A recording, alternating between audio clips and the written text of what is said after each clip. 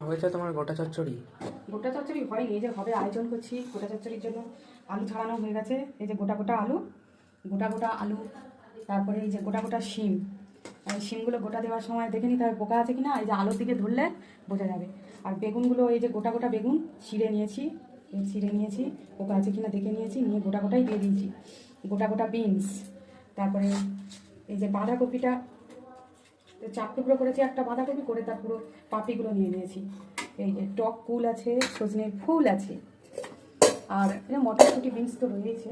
আর এদিকে আছে শীষ পালং কাটবো, শীষ অল্পই আছে, শীষ ভেঙে গেছে বেশি না। এগুলোকে গোটা চচ্চড়িতে দেবো, এগুলো তো কাটতে হবে, এত বড় বড় দিলে হয় না, দুই টুকরো করে দিয়ে দেবো। এই রাক্ষসের মতন লাগে যেন গোটা গোটা খেতে।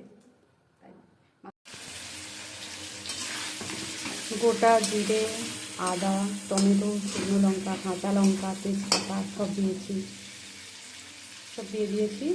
দিয়ে এবার আদা কাঁচা গন্ধটা যাতে একটু কেটে যায়, তার জন্য আদাটাকে একটু ভাজা ভাজা করে নিচ্ছি হালকা করে।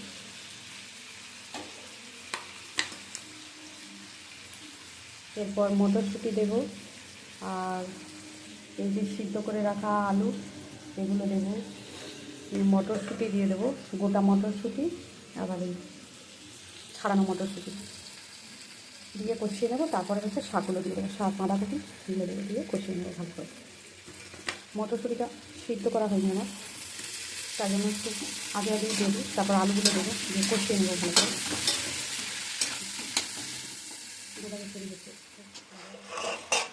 আর এর সাথে দিয়ে এই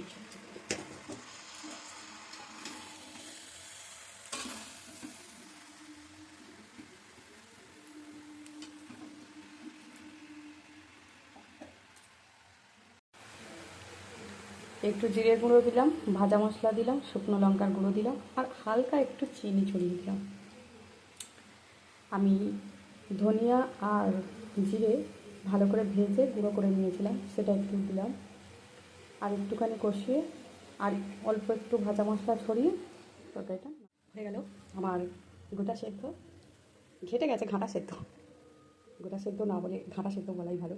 এই যে গোটা গোটা সেদ্ধ ঘেটে একদম একাকার হয়ে গেছে, তো ঘাঁটবে, কিছু করার নেই।